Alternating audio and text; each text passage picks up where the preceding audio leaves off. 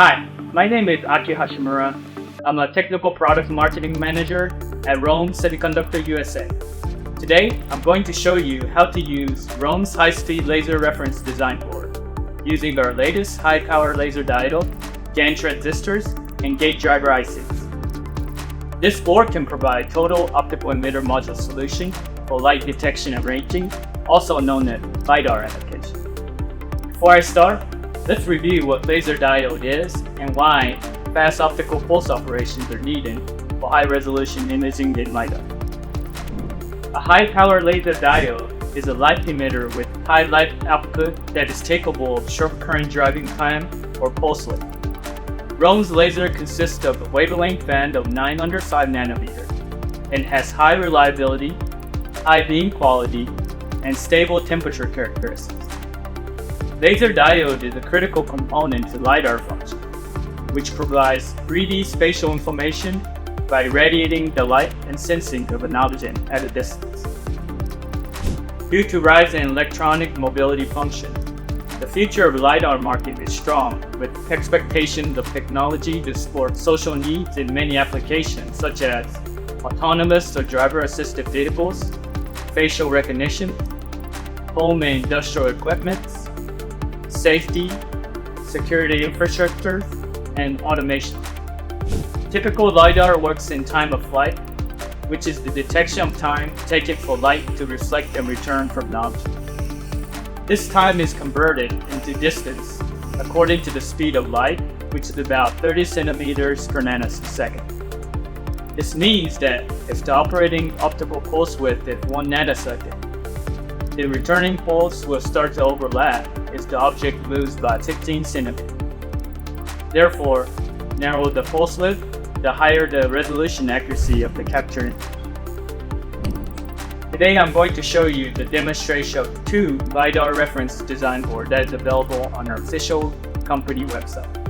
The first one is our REFLD 002-1, which is our square or S-wave design board.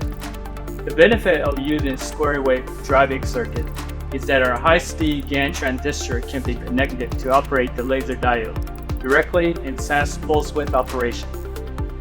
The parts used on the board are our latest products: 120 watt high power laser RLD 90 QZW8, high-speed GaN FET GNE1040TB, and our gate driver IC BD2311 NVX-L.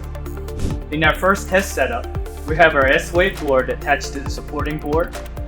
The laser pulse is applied using high-pole function generator. The laser output is detected using a photodetector that can detect 905 nanometer wave. For eye safety, we have included near-infrared absorptive filter right before the photodetector to reduce the output of the laser power. The output will be displayed in this high bandwidth oscilloscope. So now let's turn on the power. We can see the generated output waveform showing pulse width of around 5 nanoseconds. So now, if we increase the laser pulse, we can see the waveform changing according to the corrective pulse operation. Next demonstration is our RFLD 002-2, which is our Resonant or R-wave board. This board uses resonance wave circuit that sets the input laser pulse width according to the resonance circuit design.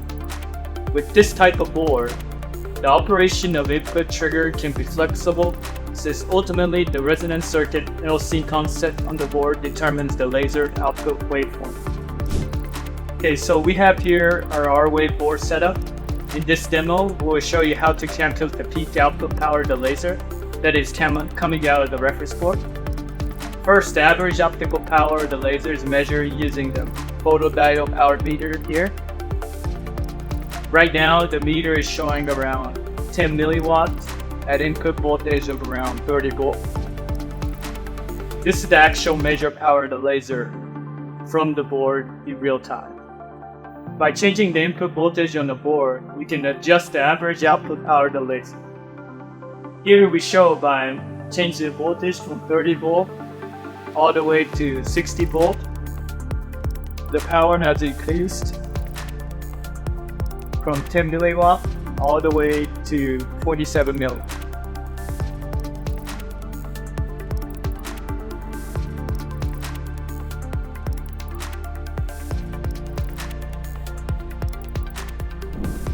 Now to calculate the peak power, we will need to change the test setup to measure the pulse width of the output waveform, just like what we had done with the S-wave in the previous demonstration. Now that we have changed the test setup, our waveboard is ready for laser pulse measurement in the output waveform. We have set the input voltage in the board to 60 volt, and now you can see the oscilloscope showing its output waveform. The half maximum value of the pulse width is currently showing around 4 nanoseconds. Using this value, we can now calculate the peak power of the laser diode. The following equation is used to calculate the peak output power.